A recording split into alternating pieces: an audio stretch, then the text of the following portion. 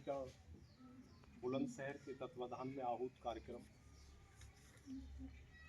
उच्च प्राथमिक विद्यालय बिचौला परिसर में मंच पर मंचासीन मुख्य अतिथि के रूप में परम आदरणीय सर अतिरिक्त जिला जज साहब श्री सीपी सिंह साहब,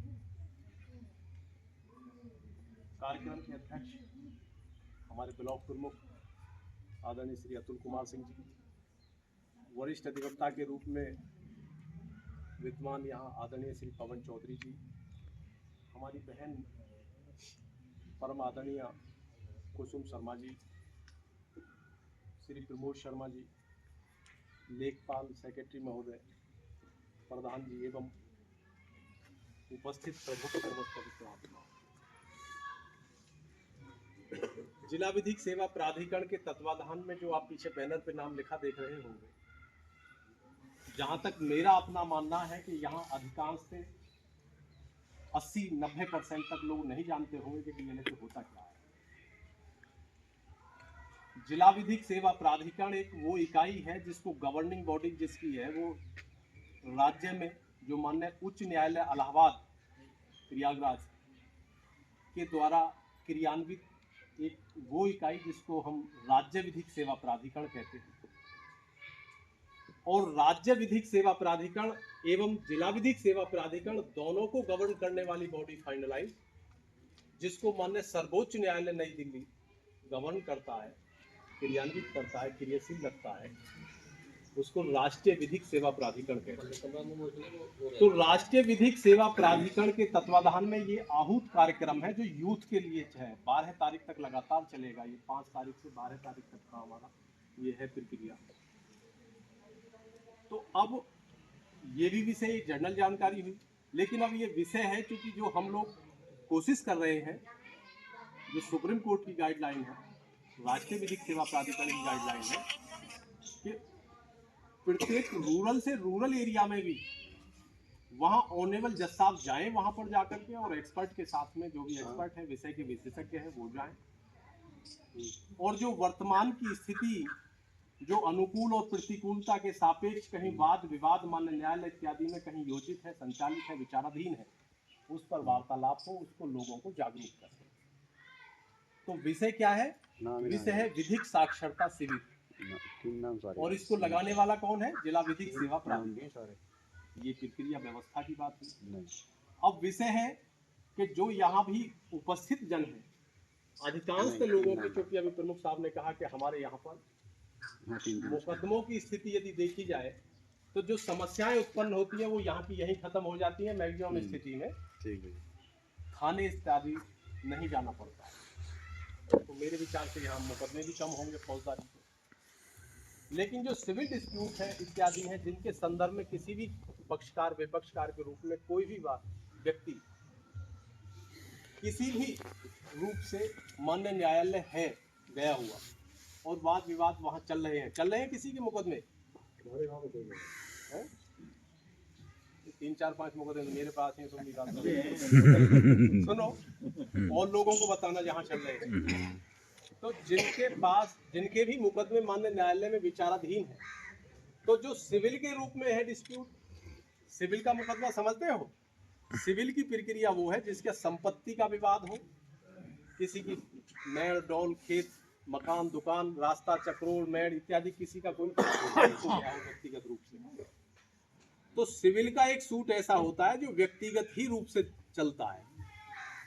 और एक फौजदारी जो प्रक्रिया होती है ये चलती है कि इससे, क्योंकि अभी यहाँ ब्लास्ट हो जाए बाई देवे कहीं, या और कोई अपराध कारित हो जाए, कोई मर्डर हो जाए, कोई और फौजदारी हो जाए, तो उसका जो प्रभाव जाएगा अपराध का, वो एक बड़े समुदाय पे, बड़े समूह पे जाता है, वो प्रभावित बड़ा समूह होता है। तो इसलिए उसके लिए तो वाद कोई भी ले आता है। सिविल की जो प्रक्रिया होती है ये केवल व्यक्तिगत होती है, जो व्यक्ति प्रभावित होता है वही सूट लेके आता है। तो जिस भी व्यक्ति का सिविल का किसी भी प्रकार का मैटर मान्य न्यायालय में विचाराधीन है और वो व्यक्ति चाहता है कि किसी भी स्तर से हम लोगों का आपस में समझौता हो जाए, तो जिस ही कोर्ट में जिस न्यायालय मान्य न्यायालय में वाद विचाराधीन हो वहीं पे पक्षकार जाएं और एक प्रार्थना पत्र के माध्यम से प्रेयर करें वहां पर कि हम दोनों का मीडिएशन करा दिया जाए, मीडिएशन समझते हो, मध्यस्थता, मध्यस्थता करा दी जाए। तो जो मध्यस्थता मीडिएशन होगा, तो मध्यस्थता में दोनों पक्षकार के सापेक्ष ऑनरेबल जज साहब वहां पर उपस्थित रहते हैं और वही फाइनलाइज होते हैं वहां पर। तो वो संबंधित पत्रावली को मीडिएशन मंगा लिया जाता है और वहां दोनों का मध्यस्थता के माध्यम से जो भी विषय होता है, अगर समझौते की स्थिति बनती है तो समझौता कराने के आधार करा करके और उसका फाइनल ऑर्डर क्रिएट कर दिया जाता है। और इसकी सबसे बड़ी जो विशेषताएं हैं, दो विशेषताएं हैं इसकी विशेष सबसे बड़ी, कि जो व्यक्ति कोर्ट फीस के नाम पर अदालत में न्याय का शुल्क सरकार के खजाने में दाखिल कर चुका है, एक तो अगर समझौते के आधार पर मुकदमा निर्णीत हो जाता है संबंधित किसी जिला विधिक सेवा प्राधिकरण के तत्वाधान में, तो उसको एक तो न्याय का शुल्क देना नहीं पड़ता, अगर दे दिया है तो तत्काल उसको वापस मिल जाता है। बहुत बढ़िया। और दूसरा विषय, न्याय शुल्क का कोई न्याय शुल्क नहीं, और दूसरा जो इसका ऑर्डर होगा, जो इसकी फाइनलाइज जो डिग्री क्रिएट होगी, उसके विरुद्ध कोई भी अपील नहीं होती। जो ऑर्डर है वो फाइनल है। और तीसरा विषय ये है कि यदि किसी वजह से कोई व्यक्ति ऐसा पक्षकार है कि जिसपे आर्थिक स्थिति से जो संपन्न नहीं है, पैसा नहीं है किसी के पास में, तो वो व्यक्ति एक प्रार्थना पत्र यही कार्यालय में दे करके जिला विधिक सेवा प्राधिकरण में ऑनरेबल जज साहब को साधारण बिना टिकट का एक साधारण एप्लीकेशन दे करके कि मेरी आर्थिक स्थिति कमजोर है और मैं अपने लिए अधिवक्ता नियुक्त नहीं कर सकता हूं केवल पैसे के कारण, तो उसकी विशेषज्ञ हैं, जो एक्सपर्ट हैं, जो उसके केस से रिलेटेड है, कोई सिविल का है, फौजदारी का है, अन्य किसी मैट्रिमोनियल का है, तो उसी के विशेषज्ञ जो पैनल के अधिवक्ता हैं, उन्हीं पैनल के अधिवक्ताओं में से एक फ्री ऑफ कॉस्ट मुकदमे दायरे से लेकर के जजमेंट तक फ्री मिलेगा, कोई शुल्क उसको नहीं देना, और किसी भी प्रकार का कोई शुल्क कार्यालय स्तर पर या पत्रावली में विचाराधीन किसी भी प्रक्रिया के लिए देने की कोई भी किसी प्रकार का कानूनी किसी को राइट नहीं है। 100% निःशुल्क और फ्री सेवा के लिए माननीय सर्वोच्च न्यायालय नई दिल्ली द्वारा प्रतिपादित ये विधान है, प्रक्रिया है। मालूम था किसी को यहाँ पे? नहीं मालूम होगा। तो ज्ञान के अभाव में नहीं ले पा रहे। यदि ऐसी स्थिति है किसी की, तो वो 100% पारदर्शिता और पवित्रता के साथ बगैर किसी सिफारिश के सीधे संवाद करके वहां एक प्रार्थना पत्र दे करके लाभ ले सकते हैं। एक विषय आया, एक विषय है मैट्रिमोनियल का। मैट्रिमोनियल समझते हो? मैट्रिमोनियल को हिंदी में कहते हैं वैवाहिक। तो मैट्रिमोनियल डिस्प्यूट जितने भी हैं, जो वैवाहिक विवाद हैं, जिनके किसी ने अपनी बेटी की, किसी ने अपनी बहन की कोई शादी इत्यादि किया, लास्ट मोमेंट में स्थिति वर्तमान में तुम देख ही रहे होगे कि सबके बड़े पचड़े चल रहे हैं, बड़े मुकदमे चल रहे हैं। आज से 10 वर्ष पहले जो एक भी कोर्ट मान्य न्यायालय में परिवार न्यायालय के नाम से नहीं होती थी, आज एक जिला जज और उसके सबऑर्डिनेट में 3 हमारे यहाँ बुलंदशहर में ही कार्यरत है। तो 4 जज साहबान केवल एक ही मुकदमे को देख रहे हैं, सेक्शन 13 को। 13 को समझते हो? सेक्शन 13 का मतलब होता है जो तलाक विवाह विच्छेद वाला विषय है। आपस में डिस्प्यूट इतना बढ़ा जो तलाक डला फाइल हुआ किसी भी पक्षकार के द्वारा या दोनों की सहमति से, तो केवल तलाक को डिसाइड करने के लिए ही इस समय वर्तमान में बुलंदशहर में एक जिला जज और 3 डिस्ट्रिक्ट जज है। 4 जज। कितना बड़ा लोड, वर्कलोड इस समय मैट्रिमोनियल का हो गया। तो यदि किसी भी कोई भी प्रकार का ऐसा मामला है किसी का, जो मैट्रिमोनियल किसी की बहन का, किसी का बेटी का, किसी प्रकार का रिश्तेदार का, नातेदार का, यदि कोई मान्य न्यायालय में वाद विचाराधीन है, तो वो व्यक्ति भी मध्यस्थता का एक विकल्प खुला हुआ है उसके। मैट्रिमोनियल में मध्यस्थता की आवश्यकता इसलिए पड़ती है क्योंकि जब सिविल डिस्प्यूट होता है तो परिवार से परिवार का, खेत के नजदीक पड़ोस से पड़ोसी का, इन्हीं का होता है। लेकिन मैट्रिमोनियल में एक पक्षकार दूसरी जगह का होगा, दूसरा पक्षकार दूसरी जगह का होगा। बेटी की शादी वायदे में आपने गाजियाबाद किया, मेरठ किया, नोएडा किया, बुलंदशहर की बेटी है, या बुलंदशहर का बेटा है, भिन्न जगह की कहीं की बेटी है, तो दोनों पक्षकार भिन्न भिन्न जगह के हैं। और जो भी व्यक्ति आहत होता है मैट्रिमोनियल समस्या से,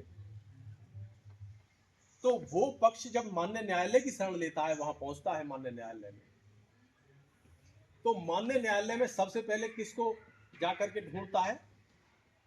जो एक सबसे बड़ा चैलेंज है, सबसे पहले अपने अधिवक्ता को चुनता है, अधिवक्ता को ढूंढता है। अपने अधिवक्ता को चुनते समय वो सब पूरा सरेंडर कर देता है उसी को, और वो अधिवक्ता, मैं तो ये मानता हूं कि उन्हें भी पवित्रता से और बड़ी स्पष्टता के साथ और प्रामाणिकता के साथ काम करना चाहिए। तो कभी कभी कुछ अधिवक्ता ऐसी चीजों को लिख देते हैं उस वाद पत्र में कि जो सुनने में, पढ़ने में और समझने में बड़ा झिझकपूर्ण होता है। हम बोल नहीं पाते उन चीजों को भी। तो उन चीजों को क्या है कि ससुर पे रेप का, देवर पे रेप का, जेठ पे रेप का विषय कुछ नहीं है, लेकिन ये कारण क्यों उत्पन्न किया जाता है? अनावश्यक रूप से दबाव बनाने के उद्देश्य से दूसरे पक्ष पे। लड़की की तरफ से मुकदमा फाइल हुआ, जबकि वास्तविकता ये होती है कि अगर जो जर्नल में हम पूछते हैं कि वहां से हुआ क्या तुम्हारे साथ, तो कहती है साहब हुआ कुछ नहीं है, लेकिन जल्दी फैसला हो जाए, दबाव बन जाए, इसलिए वकील साहब ने लिखवा बहुत दिया। बढ़िया।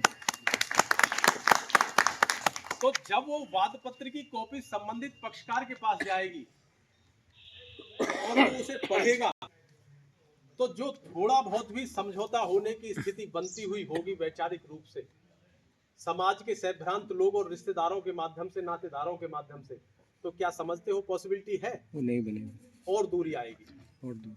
और विक्षोभ होगा। तो जब विक्षोभ बढ़ जाएगा, तनाव बढ़ेगा, मुकदमों की संख्या बढ़ेगी, और एक पैटर्न चल गया है लगातार बल्क की स्थिति वाला कि अगर जो कोई लड़की वाला जा रहा है तो 5 मुकदमों का एक पैकेज है पूरा, लड़का वाला जा रहा है 5 मुकदमों का डिफेंस में पैकेज है पूरा, और जो फर्जी लगेंगे वो अलग विषय हो गया। तो उसके लिए मध्यस्थता बहुत जरूरी है, मीडिएशन बहुत जरूरी है, जो विकल्प सरकार द्वारा क्रियान्वित, माननीय सर्वोच्च न्यायालय द्वारा क्रियान्वित किया हुआ है। विकल्प का फायदा उठाने के लिए, उसका लाभ लेने के लिए संबंधित जहां भी माननीय न्यायालय में वाद किसी की पक्षकार का योजित है, तो एक प्रार्थना पत्र मूव करें कि हमारा मीडिएशन करा दिया जाए। उस मीडिएशन के माध्यम से जब दोनों पक्षकार आमने सामने होते हैं तो कुछ स्थितियां स्पष्ट होती हैं और वास्तविकता निकल के आती है। जो वहां पर एक्सपर्ट होते हैं, पैनल के वो सब एडमिटर समझ लेते हैं। तो वो उसको दोनों पक्षों को मोटिवेट करते हैं, और संभवतः अब वर्तमान में देखा जा रहा है कि 25 से 30% दोनों का वर्तमान की कंडीशन में भी 1-1.5 महीने के अंतराल में मैंने देखा है कि इनका आपस में समझौता हो जाता है। बहुत अच्छा। तो परिवार ना बिखरे, ना बिखराव ले, और ना इस स्थिति में पहुंच जाए कि केवल तनाव बने रहे। तो जीवन चूंकि नर्क होता चला जाता है। उस माँ से पूछो, बहन से पूछो, उस भाई से पूछो जिसने अपनी बेटी को किस तरीके से पैसा, धन, अर्थ इकट्ठा करके और उसको कहीं दूसरी जगह, कहीं ऐसी जगह शादी करता है, और जब वर्तमान की स्थिति तुरंत तैयार होती है। तो मेरे पास अभी कुछ मुकदमे ऐसे आए कि जिनमें केवल और केवल 1-1, 1.5 महीने बाद ही स्थिति वो उत्पन्न हो गई कि दोनों साथ नहीं रहेंगे, तलाक होगा 1 से 1.5 महीने के अंतराल में। तो बहुत विचरणीय व्यवस्था है, बहुत विचरणीय स्थिति है वर्तमान की। 30 साल पहले चले जाइए तो उस समय सिविल के डिस्प्यूट ज्यादा होते थे। बाद में क्रेज 30 साल के अंतराल में बढ़ा, केवल फौजदारी के सूट फाइल हुए। उससे पहले चकबंदी के होते थे। और आज वर्तमान में यदि कहीं है तो कोई घर अछूता ऐसा स्थिति का बन रहा है। वो बड़ा सौभाग्यशाली घर है कि जिसके घर में कोई मैट्रिमोनियल वाद नहीं संस्थित हो पा रहा है। तो मैट्रिमोनियल वाद में किसी भी पारिवारिक रूप से किसी भी प्रकार का यदि कोई वाद है, और आर्थिक रूप से कोई पिता बेटी का या बेटा का कोई कमजोर है, प्रार्थना पत्र देके फ्री ऑफ कॉस्ट निःशुल्क अपने लिए अधिवक्ता ले सकता है। उसे कोई शुल्क देने की आवश्यकता नहीं। मालूम था अब तक? ये आपको नहीं मालूम था। अब ये प्रक्रिया कोई ऐसा ही नहीं है कि जहां से हम लोग चल के आए हैं वहीं से प्रक्रिया मिलती हो। यहां भी अनूप शहर में जो कोर्ट है, तो यहां भी 3 जज साहब बैठते हैं। एक एडीजे हैं और 2 हमारे, एक सिविल जज साहब और एक एसी जज साहब है। तो यहां भी प्रक्रिया वही लागू होगी जो प्रक्रिया हमारे वहां जनपद में होती है। तो यहां भी उस चीज का लाभ उठा सकते हैं। अब यहां पूरा अभी नए चयन हुए हैं सब, हर तहसील के लिए PLV पैरा लीगल वॉलंटियर्स, और हर तहसील के लिए नामित अधिवक्ता के रूप में काम करने वाले सुयोग विषय के विशेषज्ञ अधिवक्ताओं की नियुक्ति की गई है। तो उसका लाभ हम लोगों को उठाना चाहिए। जो भी हमारे इर्द गिर्द हमारे ऐसे लोग हैं जो अपेक्षित लोग हैं, वास्तविक उनको आवश्यकता है, तो वो लोग भी लाभ लें। आप लोगों को भी उनको जागरूक करना है। अब ये विषय तो ऐसा आ गया कि जिनका वाद और विवाद मान्य न्यायालय में हो और जो संबंधित पटल पर जाकर के कोई शिकायत इत्यादि प्रार्थना पत्र संबंधित कार्यालय में देकर के लाभ उठाएं। लेकिन कुछ लोग ऐसे भी होते हैं कि जो आने जाने में भी अक्षम हैं, आ जा नहीं सकते, और चाहे उसमें दोनों प्रक्रियाएं की कमी हो, कि अर्थ की भी कमजोरी है उनके पास और उनके पास शिक्षा का भी कम है, अभाव है। तो उन लोगों के लिए सर्वोच्च न्यायालय नई दिल्ली द्वारा पूरे भारतवर्ष में एक नंबर जनरेट कर दिया। उस नंबर है वो 1500। कितना नंबर है? 1500, 15100। इसे जहन में उतार लो, सब लोगों को बताना है, याद होना चाहिए। जैसे 112 पे तुरंत नंबर लगा दिया जाता है, ऐसे ही 1500 पर लगा करके नंबर अपने केस के संबंध में, या कोई केस करने की इच्छा जागृत रखता हो, चाह रहा हो, कोई पीड़ित हो, शोषित हो, दिक्कत हो, दुखिया हो, परेशान हो, तो वो व्यक्ति भी टेलीफोन करके इस पे नंबर पे और पूरा सॉल्यूशन वहीं घर बैठ करके मोबाइल पे ले सकता है। कहाँ प्रार्थना पत्र देना है, कहाँ क्या, किसको क्या, किससे क्या बात करनी है, किससे मिलना है, वो उसी को वहीं उसी नंबर पे ही उसको सारी जानकारी मिल जाएगी। ये विषय जो भी मैंने आपको बताया है केवल और केवल वाद विचाराधीन या वाद संस्थित करने की स्थिति वाले। अब एक दूसरा विषय, क्योंकि हम महिलाओं के रूप में केवल एक माताजी बैठी हुई हैं, कम है यहाँ संख्या, होनी नहीं है, तो काफी होनी चाहिए थी। क्योंकि शासन द्वारा और माननीय न्यायालय द्वारा ऐसी बहुत सारी योजनाएं क्रियान्वित की हुई हैं, बला चला रखी है काफी सारी, कि जिनका अभाव गिरफ्ता के कारण हमें यही नहीं पता पड़ी कि योजना बनने के बाद वर्षों चलने के बाद भी खत्म हो जाती है, हम तब भी नहीं पहचान पाते कि कोई योजना भी चली, क्योंकि हमें ज्ञान का अभाव रहता है, हमें नहीं मालूम हो पाता। काफी सारे नंबर्स हैं, यहाँ पुलिस के अधिकारी वगैरह होंगे, उनको बताना चाहिए हालांकि उस विषय पे। दरोगा जी हैं यहाँ, बुलवा लो उन्हें, दरोगा जी बुलवा लो, उन्हीं का काम है वैसे विशेष कोई। तो जो ऐसे मामले हैं, ऐसी स्थिति में है, जो जिनकी बेटियां स्कूल जाती हो, जिनकी बहनें, जिनकी बेटियां कोई कॉलेज में, कोई इंटर कॉलेज में, कोई साइकिल से या स्कूटी से या प्राइवेट किसी वाहन से जाते हो, ट्रांसपोर्ट से, और वो किसी भी कारण से वो लौटते समय वाहन खराब हो जाए, उनका साइकिल खराब हो गई, तो साइकिल खराब हो गई या कोई दूसरा स्कूटी खराब हो गई या ट्रांसपोर्ट कुछ ऐसा है कि जो खराब हो गया है, आ जाइए दरोगा जी, इधर आ जाइए, जो खराब हो गया है और सूर्य अस्त हो गया हो, तो दो प्रक्रियाएं हैं ये। तो जहां बहन और बेटी का विषय आता है तो वहां सूर्य अस्त हुआ हो या सूर्य उदय हो रहा हो, कोई प्रभाव नहीं है उसका। लेकिन यदि किसी भी बहन की, किसी भी बेटी की स्कूल से निकलने के बाद साइकिल, वाहन इत्यादि खराब हो गया है और उसे घर तक पहुंचने की स्थिति नहीं है, तो एक नंबर क्रियान्वित किया हुआ है, जिसको सब लोग ही लगभग जानते हैं, 112 नंबर पे। झगड़ा, दंगा, फसाद, कोई लड़ाई झगड़ा किसी प्रकार का होता है तो वो उसी नंबर का सहारा लगभग सब लोग ले लेते हैं। 1076 है, 1090 है। तो जब स्थिति देखी काफी सारी के शिकायतें आती हैं, तो सब लोगों को, सब नंबरों को एक जगह इंक्लूड करके वो चाहे किसी भी नंबर पे बातचीत कर ले, लेकिन जिसकी जो समस्या है उसे पर्टिकुलर दूसरी समस्या का निवारण, निस्तारण करने का जो पटल है वहीं कॉल ट्रांसफर होकर के उसको उसी की सुविधा मिलने का विधान किया हुआ है सरकार द्वारा। तो यदि किसी भी बहन की, किसी भी बेटी का कोई वाहन खराब हो गया है, घर तक पहुंचने में अक्षम है और समस्या, दिक्कत है उसको, या उसको ऐसा लगता है कि वाहन भी ठीक है कि तेरा कोई पीछा कर रहा है। क्योंकि सबसे ज्यादा हमारी जब बेटी या हमारी बहन जो भी घर से बाहर जाती है स्कूल पढ़ने के लिए, तो हमको भी समस्या ये होती है कि जब तक घर वापस लौट के नहीं आ जाएगी, सुरक्षित नहीं आ जाए, तो उसका बहुत एक मन में चिंता बनी रहेगी। तो अगर किसी वजह से उसको, तो उसकी चिंता को किसने ओढ़ लिया? सरकार ने। लेकिन हम ज्ञानाभाव के कारण उसको हम केवल अपनी चिंता मानते रहते हैं। लगातार हम, चूंकि अभाव होता है ज्ञान का, हम उसका लाभ नहीं ले पाते हैं।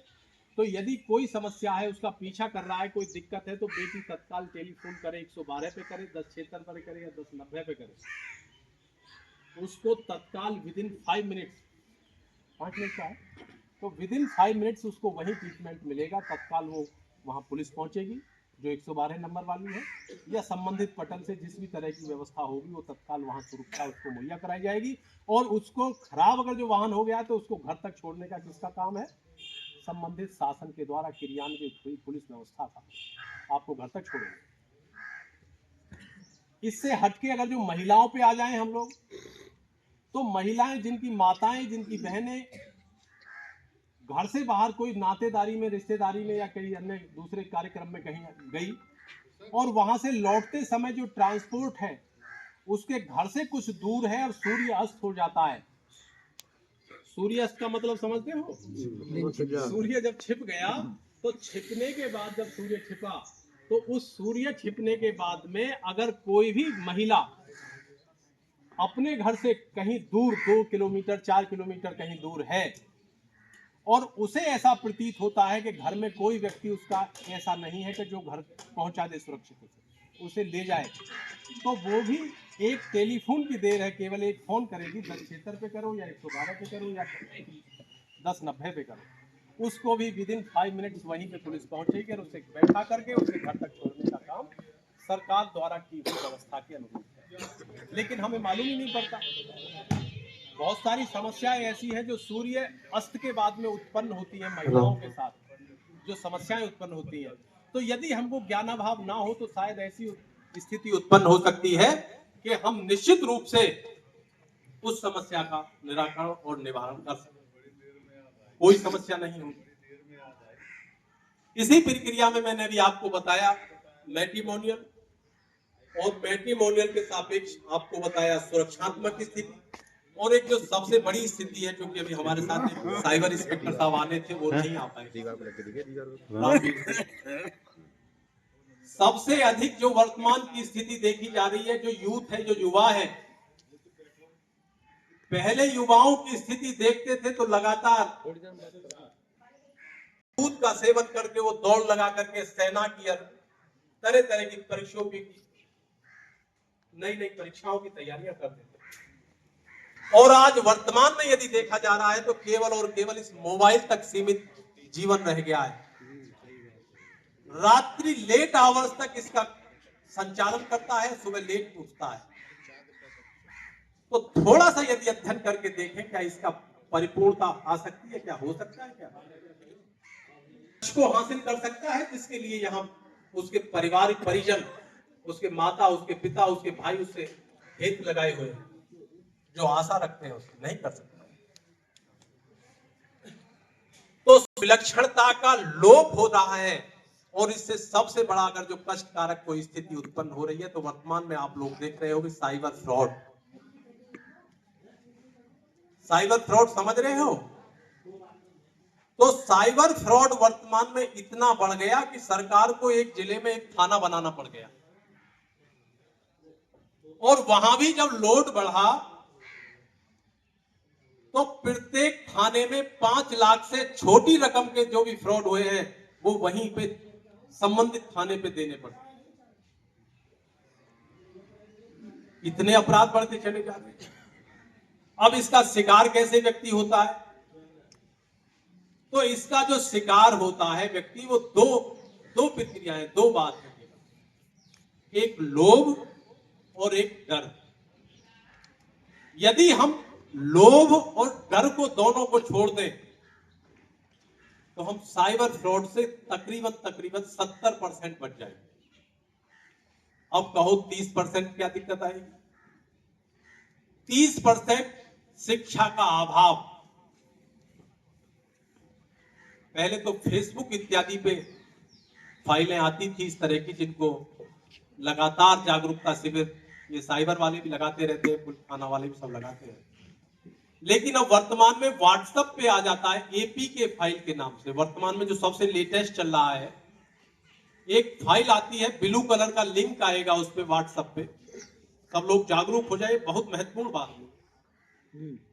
तो उस पे लिंक पे सबसे ऊपर लिखा हुआ होगा, जहां से शुरू होगा APK कैपिटल लेटर।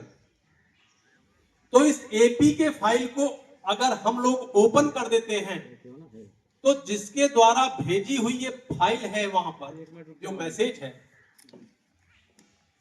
उसके पास हमारे पूरे फोन का एक्सेस पहुंच जाएगा।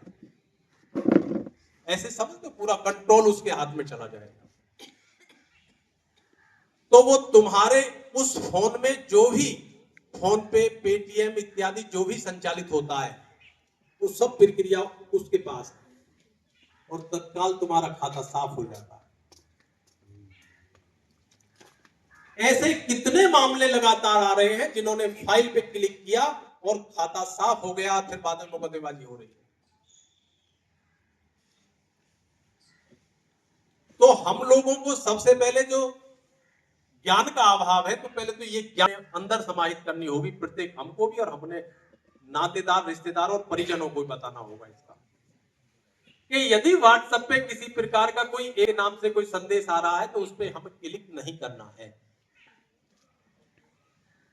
तो ये 30% जो बच्ची कुची व्यवस्था है, ये इससे APK को ना खोलने से बच हो जाएगी तुम्हारी कंपनी। और वो 70% वाली जो मैंने अभी बताई आपको, तो उस पे क्या आते हैं कि आपका ये गिफ्ट निकला है, या आपको हमने कोई उपहार भिजवाया है विदेश से, फेसबुक पे और दूसरी जो भी इंस्टाग्राम वगैरह जो भी है व्यवस्थाएं, उनसे जो मित्र मंडली तैयार हो रही है, वो मित्र मंडली के रूप में ही ऐसे लोग बैठे हुए हैं जो साइबर अपराधी हैं, कि वो आपको इतना विमोहित कर लेते हैं कि जब आप लोग वार्तालाप का क्रम उनसे जोड़ते हैं, तो वहां समस्या उत्पन्न वो करते हैं कि आपको बताएंगे, इतना लोभ देंगे आपको, तो आप उस लोभ में आ जाएंगे निश्चित रूप से, और उस लोभ के सापेक्ष आप जो भी वो चीज मांगते हैं आपसे, आप उसी को दे देते हैं। और उससे भी जब आपका पिन इधर उधर डाइवर्ट होगा, समस्या क्रिएट होगी, आधार नंबर दे देते हैं आप लोग। हिंदुस्तान की कोई एजेंसी किसी वेरिफिकेशन के नाम पर कोई भी आपसे आधार का नंबर नहीं मांगेगी। यदि कोई मांग रहा है तो निश्चित रूप से वो लोभ दे रहा है, नुकसान पहुंचाने के उद्देश्य से वो कार्य आपसे वार्तालाप कर रहा है। तो हमें उससे लोभ से बचना है। और जो कुछ लोग वर्तमान में ऐसे हैं कि जो लोभ के वशीभूत हो गए और बाद में जो भी कुछ बचा तो उसे डर दिखा करके पैसे डलवा लेते हैं, वो फ्रॉड। तो लोभ से, डर से और ज्ञान के अभाव से हम लोगों को सतर्क रहना है।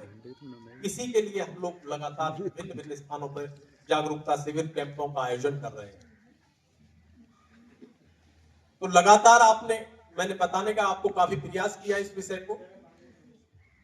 किसी भी लास्ट में एक विषय और बता दूं, क्योंकि बहन बेटियों का विषय ज्यादा है यहाँ पर, होनी तो महिला निश्चित रूप से चाहिए थी, प्रधान जी ने नहीं बता पाए किसी से। जो भी डोमेस्टिक वायलेंस, घरेलू हिंसात्मक किसी के साथ, किसी की बहन के साथ, बेटी के साथ, किसी महिला के साथ यदि कोई प्रक्रिया ससुराल पक्ष में कोई अपनाई जा रही है, तो जो नंबर अभी हमने आपको 1500 वाला बताया, उस पर तो सुविधा ले सकता है, और जो 112 इत्यादि है उस पर हम वो सुरक्षात्मक व्यवस्था की प्रक्रिया को अपना सकता है। तो डोमेस्टिक वायलेंस की स्थिति में यदि अब वर्तमान में हमने ऐसा अब लगातार जो हो रहा है जुडिशियली स्तर पर, यदि कोई प्रार्थना पत्र थाना स्तर पर जाता है 498A के लिए, 498A जो वर्तमान में 85 BNSS हो गया है, BNS हो गया है, तो जो 498A में दहेज के संबंध में कोई भी प्रक्रिया, कोई भी प्रार्थना पत्र यदि थाना पे जाता है, तो थाना स्तर पर ही वुमेन हेल्पलाइन जो महिला सेल है, वो बैठा हुआ है तो पहले तो वही मीडिएशन करते हैं। वहां से निकल जाए तो एक महिला थाना अलग स्थापित किया हुआ है प्रत्येक जनपद। वहां से निकल जाए तो एसएसपी ऑफिस में फिर वहां एक महिला सेल एक अलग बना हुआ है। और वहां से भी निकल जाए तो लास्ट मोमेंट पे हमारा जो कार्यालय जिला विधिक सेवा प्राधिकरण है, वहां पे पूरी मॉनिटरिंग होने के बाद और इसकी जो प्रधान न्यायाधीश परिवार न्यायालय के जो सबऑर्डिनेट कोर्ट है, वर्तमान में एसीजेएम को ADJ third AFC third additional family court third, वो उसकी निगरानी करती है और वो भी लगातार 3 बार मीडिएशन कराती है, जिससे विवाद खत्म हो, परिवार टूटने से बचे और शांति व्यवस्था समाज में कायम हो, बनी रहे। तो ये प्रक्रियाएं लगातार हम लोग ज्ञान अभाव के कारण हम लोग अपना नहीं पाते हैं, समस्याएं लगातार हम उनसे जूझ रहे हैं। तो अभी आपको लगातार जो भी मैंने बताने का प्रयास किया, निश्चित रूप से आपको सबको समझ में आया होगा। और फिर भी यदि किसी को कोई ऐसी स्थिति हो कि वो कोई समझने में अक्षम हो, तो अभी हमने आपको पत्र के माध्यम से भी लगातार अभी बंटवाए हैं, तो पेपर बंटवाए हैं। और फिर भी यदि कोई किसी को समस्या हो तो वो जिला विधिक सेवा प्राधिकरण बुलंदशहर में जा सकता है। वहां कार्यालय पे पर्टिकुलर पूछताछ केंद्र और वहीं पे सॉल्यूशन समाधान केंद्र स्थापित है, वहां बातचीत कर सकता है। और किसी को यदि वो दूर लगता है तो जो तहसील स्तर पर तालुका स्तर पर बना हुआ है कार्यालय, तो वहां तहसील में भी तहसील विधिक सेवा प्राधिकरण गठित है, वहां तहसीलदार उसके सेक्रेटरी के रूप में काम करते हैं। हमारे जनपद बुलंदशहर में जो जिला विधिक सेवा प्राधिकरण है उसके अध्यक्ष ऑनरेबल जिला एवं सत्र न्यायाधीश आदरणीय श्री संजय सिंह जी और सचिव के रूप में वर्तमान में आदरणीय श्री शहजाद अली जी, अतिरिक्त जिला जज साहब कार्यभार दोनों देखते हैं सचिव के रूप में। तो हर विषय को समाधान आप लोग ले सकते हैं। और सब बोले राजस्व स्तर की बातचीत इनको करनी चाहिए, जो रेवेन्यू में इनका हम ही बता दे रहे हैं केवल एक लाइन। पहले पुत्रियों को पुत्रों के समान अधिकार संपत्ति में नहीं था पिता की। वर्तमान स्थिति में जितना पुत्र का भाग है या जितना पुत्र का अधिकार है पिता की संपत्ति पर, इतना ही पुत्री को भी अधिकार है पिता की संपत्ति पर। किसी भी प्रकार का पहले एक अक्टूबर 2005 एक पीले डाल दिया था, एक अंकुश था कि बेटियों का केवल और केवल अधिकार उनका होगा पिता की संपत्ति पर कि जिनके पिता की मृत्यु 12 अक्टूबर 2005 के बाद हुई हो। हाँ? और अब वर्तमान में माने सर्वोच्च न्यायालय नई दिल्ली द्वारा जब देखा गया लगातार डिस्प्यूट की स्थितियों को, तो वो बीच वाला पैमाना खत्म कर दिया। उन्होंने कहा पिता की मृत्यु चाहे कभी हुई हो, लेकिन बेटी तो वो भी पिता की संपत्ति पर अपना अधिकार मांग सकती है, लेकिन तहसील स्तर पर उसका कोई राइट नहीं है। उसका राइट जनरेट होता है ऑनरेबल सिविल कोर्ट, सिविल जज साहब के पास। और यदि किसी वजह से कोई बहन कोई बेटी ऐसी है कि वो एक्सपायर हो गई, अरे सुनो थोड़ी देर की बात है। अगर किसी वजह से कोई बहन कोई बेटी एक्सपायर हो जाती है अपनी ससुराल में, तो फिर तो अधिकार समाप्त हो गया। लेकिन ऐसा नहीं, माननीय सर्वोच्च न्यायालय ने कहा है कि फिर उसके जो बेटा है, उसकी जो बेटी है, वो भी अपनी नाना की संपत्ति पे अपनी माता की तर्ज पे ही माता के अधिकार को संरक्षित कर सकती है। तो यहाँ दोनों लोग कौन से इक्वल हुए? एक पोता और पोती और देवता और देवती, दोनों एक ही पैमाने पे खड़े कर दिए कानून में। लेकिन अधिकार कहां जनरेट होगा? सिविल जज साहब के पास। वहां सूट फाइल होगा, वहीं से अधिकार संचित होगा। इसी प्रक्रिया में चूंकि अभी जज साहब को भी जाना है आगे और हमको भी जल्दी जाना है, काफी विलंब से आना हुआ क्योंकि रास्ते में दिक्कतें थी, परेशानियां थी। तो जो भी यहाँ उपस्थित हुए, आदरणीय श्री प्रमोद शर्मा जी, आदरणीय हमारी बहन जी कुसुम शर्मा जी, और कार्यक्रम के अध्यक्ष जो ये पूरा व्यवस्था को क्रियान्वित किए हुए थे, आदरणीय श्री अतुल सिंह जी, आदरणीय श्री पवन चौधरी जी, और जो यहाँ विराजमान विभूतियां हैं और प्रधान जी, और इस कार्यक्रम को जो काफी दिन से प्रयास करते हुए लगातार कार्यक्रम को मांग रहे थे यहाँ बिचौला के लिए, योगेश शर्मा। तो योगेश के कहने से पूरा यहाँ व्यवस्था परमादरणीय सर अतिरिक्त जिला जज साहब के सामने जब रखी गई तो उन्होंने परमादरणीय सर को नियुक्त किया और यहाँ भेजा। आप सब लोग इसी व्यवस्था की कड़ी का में एक दूसरे से मुखातिब हुए, तो सभी जनों को मैं हृदय से आभार व्यक्त करता हूं और सभी को नमन करता हूं। और मैं यहाँ पुलिस के जो सब इंस्पेक्टर बैठे हुए हैं, मैं उनसे गुजारिश करूंगा कि वो आश्वस्त करें पूरा अपने सूक्ष्म शब्दों में, आपकी सुरक्षा व्यवस्था की जो कमान है, जो जिम्मेदारी है, वो श्री सत्येंद्र सिंह जी जो सब इंस्पेक्टर है वो देखेंगे, वो बताएंगे, आपको आश्वस्त करेंगे।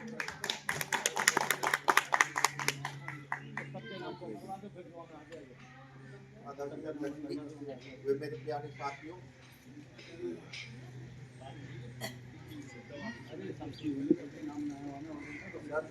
पुलिस की तो सब आपने बताई दी। और जो समाज में एक पुलिस की गलती है वसीयत और विरासत, इसका अंतर समझा दो।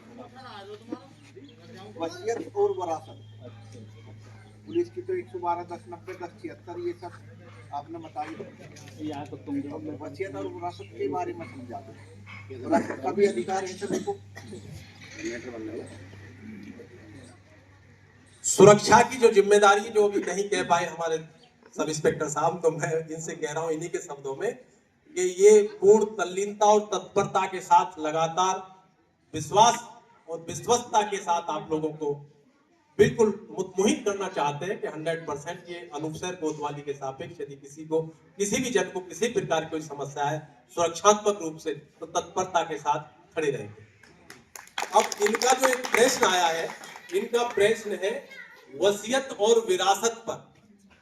तो यदि मैं डिफाइन कर दूं, इसे काफी देर तक करूंगा, लेकिन क्योंकि परम आदरणीय सर हैं, तो विरासत और वसीयत पे संक्षेप में परम आदरणीय सर बताएं तो ज्यादा अच्छा लगेगा, क्योंकि परम आदरणीय सर का ही विषय है ये पूरा। मैं तो केवल डिफाइन कर सकता हूँ, लास्ट मोहर साहब की लगती है, तो मैं परम आदरणीय सर से, अतिरिक्त जिला जज साहब से विनम्र अनुग्रह करता हूँ कि वो भी अपने शब्दों में वसीयत और विरासत के बिंदु को रखते हुए उद्बोधित करेंगे। परम आदरणीय सर।